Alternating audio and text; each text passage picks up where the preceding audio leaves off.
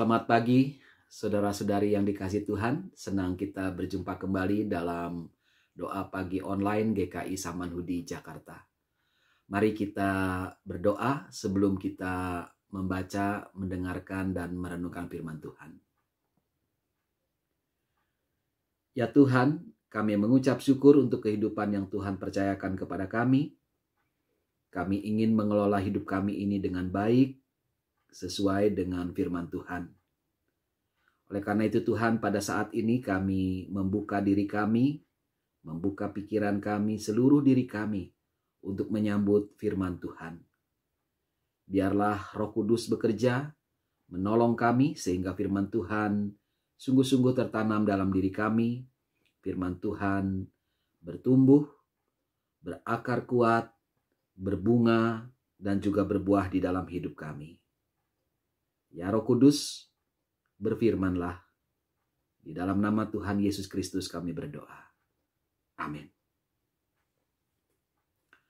Saudara-saudari, pembacaan Alkitab pada hari ini dari 1 Korintus pasal 7 ayat 1 sampai dengan 9. Saya akan bacakan dari Alkitab Terjemahan Baru Kedua Lembaga Alkitab Indonesia. Inilah 1 Korintus pasal 7 ayat 1 sampai dengan 9. Dan sekarang tentang hal-hal yang kamu tuliskan kepadaku adalah baik bagi laki-laki kalau ia tidak kawin. Tetapi mengingat bahaya percabulan, baiklah setiap laki-laki mempunyai istrinya sendiri, dan setiap perempuan mempunyai suaminya sendiri. Hendaklah suami memenuhi kewajibannya terhadap istrinya, demikian pula istri terhadap suaminya. Istri tidak berkuasa atas tubuhnya sendiri, tetapi suaminya. Demikian pula suami tidak berkuasa atas tubuhnya sendiri, tetapi istrinya. Janganlah kamu saling menjauhi, kecuali dengan persetujuan bersama untuk sementara waktu, supaya kamu mendapat kesempatan untuk berdoa. Sesudah itu hendaklah kamu kembali hidup bersama supaya iblis jangan menggodai kamu, karena kamu tidak dapat menahan hawa nafsu. Hal ini kukatakan kepadamu sebagai kelonggaran, bukan sebagai perintah. Meskipun demikian, alangkah baiknya kalau semua orang seperti aku. Tetapi setiap orang menerima dari Allah karunia-Nya yang khas. Yang seorang karunia ini, yang lain karunia itu.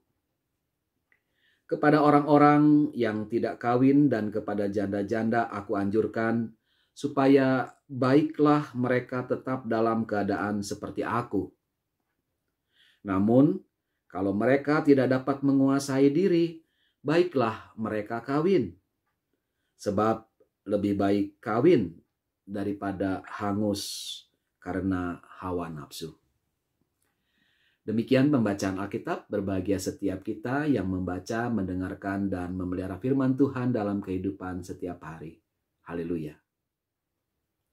Saudara-saudari yang dikasihi Tuhan, hari ini kita akan merenungkan salah satu kebenaran paling dalam yang kita temukan dalam Alkitab, yaitu tentang sifat alamiah dari berbagai hasrat kita, khususnya hasrat-hasrat yang berakar kuat pada keberadaan tubuh kita sebagai manusia. Kita sering menyebut hasrat yang ada pada kita itu sebagai hasrat jasmani atau hawa nafsu jasmani. Nah, kita tahu ada banyak hasrat atau hawa nafsu pada diri kita. Hasrat makan, minum, hasrat beristirahat atau berrekreasi, dan hasrat seksual. Dalam 1 Korintus pasal 7 ayat 1-9, Rasul Paulus membahas tentang realitas hasrat seksual. Memang dalam bagian suratnya ini, Paulus mengulas masalah apakah manusia itu lebih baik kawin atau tetap hidup sendiri alias melajang, selibat. Kalau kita pahami perikop ini dalam terang Injil Kristus, maka kita akan menemukan sebenarnya satu pesan yang sangat mendalam tentang bagaimana kita sebagai murid-murid Kristus dipanggil untuk mengelola hasrat kita, mengelola hawa nafsu kita. Saudara-saudari, kita percaya Tuhan Allah dalam hikmat-Nya yang tak terbatas menciptakan kita sebagai makhluk yang merasakan, merindukan, dan menginginkan. Kita adalah makhluk yang bertubuh. Kita punya perasaan, punya kerinduan, punya keinginan yang sifatnya jasmani. Dan ya, ini salah satunya, yaitu hasrat atau hawa nafsu seksual kita. Hasrat seksual bukanlah sesuatu yang harus dijauhi, diabaikan, atau dipandang sebagai hal yang secara melekat sebagai berdosa. Sama seperti rasa lapar, haus, atau kebutuhan akan istirahat. Hasrat atau hawa nafsu adalah bagian dari tubuh manusia. Hasrat atau hawa nafsu adalah anugerah yang Tuhan berikan. Untuk memahami bagaimana kita seharusnya hidup dengan hasrat-hasrat ini, kita dapat mengilustrasikan secara sederhana, yaitu dengan tangan kita ini. Tangan, jika digunakan dengan benar, dapat membuat orang lain senang dan bahagia. Misalnya, tangan untuk membelai atau memeluk kekasih kita. Tangan untuk menuntun orang tua kita atau orang yang sulit berjalan. Namun, tangan yang diciptakan jadi berkat bagi kita ini ternyata juga dapat dipakai untuk menampar, memukul. Jadi, saudara-saudari, demikian pula halnya dengan hasrat atau hawa nafsu yang ada pada kita. Pada dasarnya, hasrat atau hawa nafsu bersifat netral. Yang paling penting adalah bagaimana kita menggunakannya. Bagaimana kita mengarahkan hasrat atau hawa nafsu kita. Hati dan pikiran kita. Itulah yang menentukan bagaimana hasrat atau hawa nafsu kita arahkan, kita gunakan. Apakah itu menjadi berkat yang menyenangkan dan membahagiakan, atau itu menjadi kutuk yang menyakiti dan menghancurkan? Dalam perikop ini, Rasul Paulus tidak ingin menarik garis tegas antara hidup melajang atau selibat dan hidup menikah. Rasul Paulus tidak mengatakan bahwa dengan hidup melajang maka orang itu berhasil mengendalikan diri. Oh, itu belum tentu. Orang yang hidup melajang atau selibat, hidup tidak menikah, juga punya hasrat atau hawa nafsu seksual yang, maaf, terkadang diungkapkan secara diam-diam.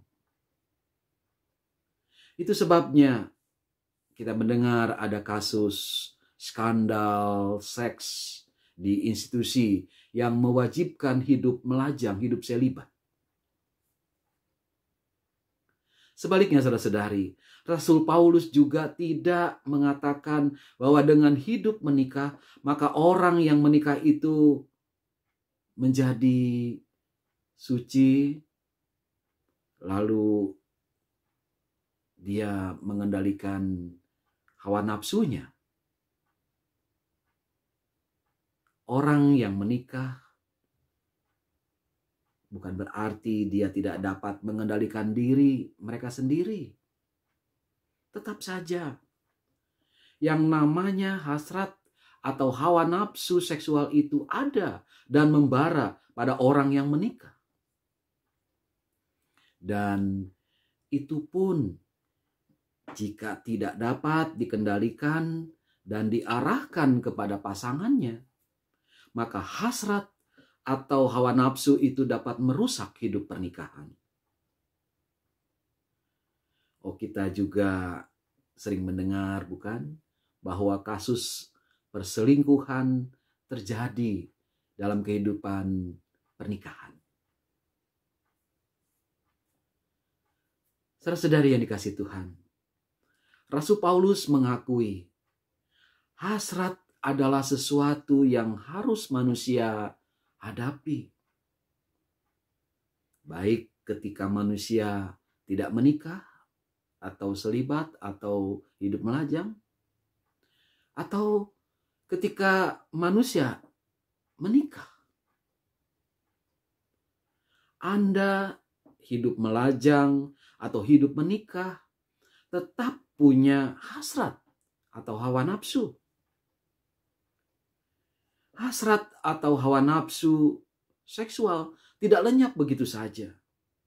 Ketika Anda menyatakan kaul selibat, ketika Anda menyatakan janji pernikahan, hawa nafsu seksual atau hasrat seksual tetap ada. Pertanyaan yang mesti diajukan bukanlah tentang status eksternal kita yang ada pada tubuh kita, yaitu tentang hasrat atau hawa nafsu kita.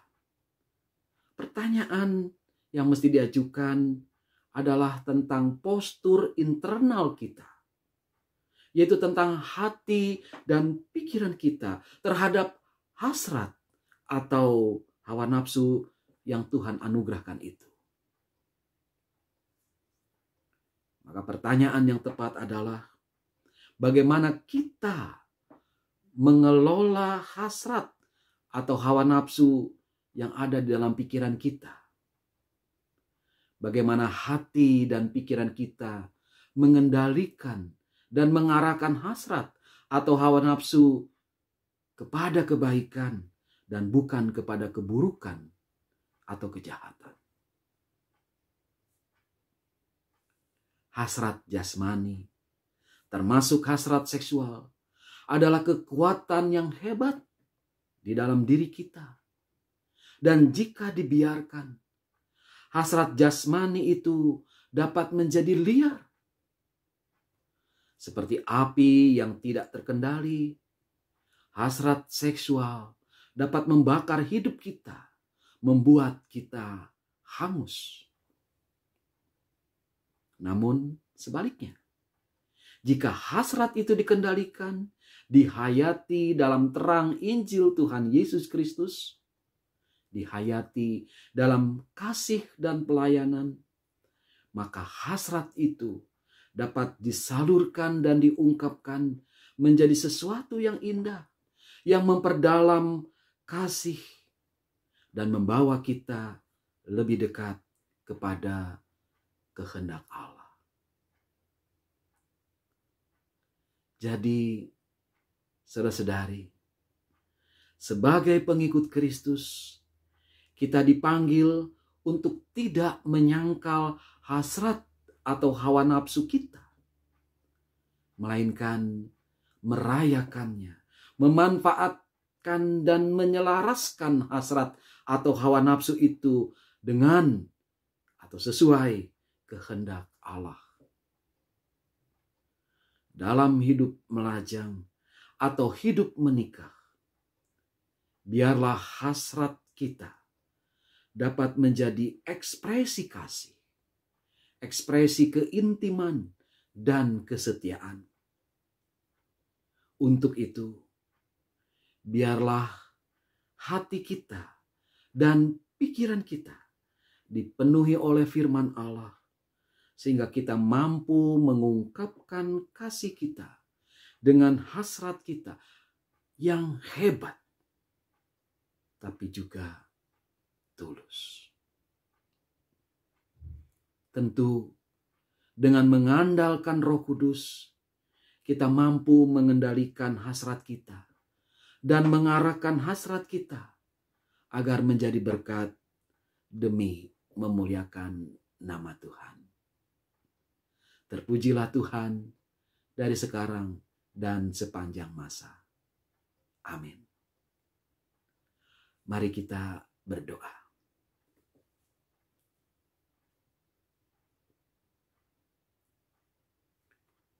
Tuhan Allah yang Maha Baik, kami bersyukur atas hasrat-hasrat, hawa nafsu yang ada pada tubuh kami. Engkau sesungguhnya memberikan semua itu sebagai berkat bagi kami, bagi orang yang kami kasihi, juga bagi ciptaan-Mu lainnya. Jujur kami akui, seringkali kami memandang hasrat atau hawa nafsu sebagai hal yang buruk atau jahat. Padahal semua itu ada pada kami dan kami pun membutuhkannya. Oh Tuhan, jangan biarkan kami menyangkal dan mengabaikan anugerah-Mu dalam tubuh kami ini. Biarlah kami mampu merayakannya, mampu mengelola dan memanfaatkannya sesuai dengan kehendak-Mu. Kiranya hasrat atau hawa nafsu kami menjadi berkat yang mampu mengungkapkan kasih yang tulus, memperdalam kasih itu secara konkret melalui tubuh kami. Ya Roh Kudus, tuntunlah kami menghidupi setiap hasrat, setiap hawa nafsu kami dalam terang dan semangat Injil Tuhan Yesus Kristus, agar semakin dimuliakan nama Tuhan Allah, Bapa Surgawi. Amin. Saudara-saudari kekasih Tuhan, demikianlah firman Tuhan yang menjadi berkat bagi perjalanan hidup kita. Tuhan Yesus memberkati kita. Bagi Bapak Ibu yang memiliki pergumulan khusus dan ingin didoakan, bisa menghubungi rekan-rekan pendeta di nomor berikut.